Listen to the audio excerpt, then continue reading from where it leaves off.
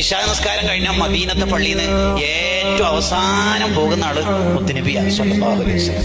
അതെന്താ മദീനത്തെ പള്ളിയിൽ നിന്ന് ഏറ്റവും ലാസ്റ്റ് പോകാനുള്ള കാരണം അഹ്ലു സുഫത്തിൽപ്പെട്ട ആരെങ്കിലും അശാ ഡിന്നർ കഴിച്ചോ എന്ന് ചെക്ക് ചെയ്യാനാണ്. കഴിച്ചിട്ടില്ല? ബാക്കിയുണ്ടോ? മയാസിരിൽ മുസ്ലിമീൻ സ്വഹാബത്തിന് പണക്കാരോട് ചോദിക്കും എത്ര ആളെ കൊണ്ടുപോകാൻ പറ്റും? മോനിക്ക് രണ്ടുപേര്. നബി തങ്ങളുടെ തക്കാഫുലിന്റെ പിരിവും സംഘടന ഉണ്ടോ? രണ്ടാളെ കൂട്ടിയിരുന്നു. നിങ്ങൾക്ക് എത്ര ആൾ കൊണ്ടുപോകും?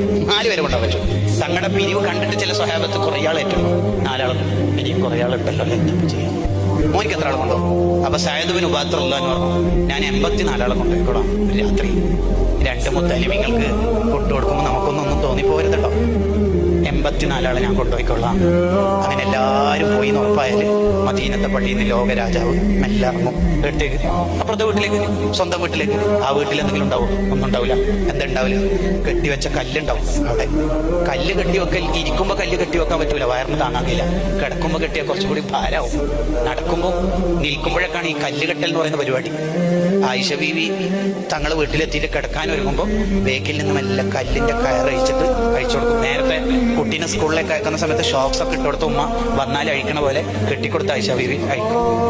എന്നിട്ട് കിടക്കും. തങ്ങൾ കിടക്കുന്ന സമയത്ത് ചിലപ്പം വയറുവേദന വരും. അബുൽ ഖാസിം റസാഖ് തങ്ങളുടെ തദ്കിറത്തുൽ മുഹിബ്ബീനിലുണ്ട് ഇത്. ഷക്കൂർ എന്ന പേരിന്റെ വ്യാഖ്യാനത്തിലാണ് കൃത്യമായിട്ടുള്ളത്. അപ്പോൾ വയറുവേദന വരുമ്പോൾ ആയിഷ ബീവി കരിയും, താങ്ങാൻ കഴിയില്ല.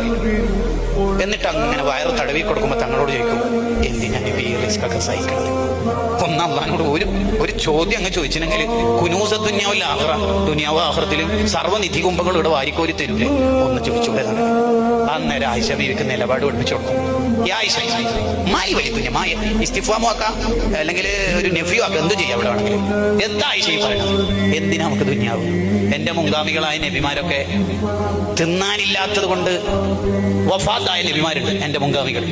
ഓരൊക്കെ മുമ്പിൽ റാങ്ക് നമ്പർ വാങ്ങി 1 വാങ്ങുമ്പോൾ നിന്റെ മുത്തുനബിയായ ഞാന് റാങ്ക് പിന്നിലാവേ വേണ്ടത്. കുറെ ദുനിയാവില്ല ആസ്വദിച്ചിട്ട് പിന്നെയും രാവിലെ നടന്നു നീങ്ങും മദീനത്തെ പള്ളിയിലേക്ക്. എന്നിട്ട് സുബ്ഹിസ്കാരം കഴിഞ്ഞിട്ട് ചോദ്യം വിശന്ന ആർക്കെങ്കിലും ഫുഡ് കൊടുത്ത ആരെങ്കിലും ഉണ്ടോ ഇന്ന്?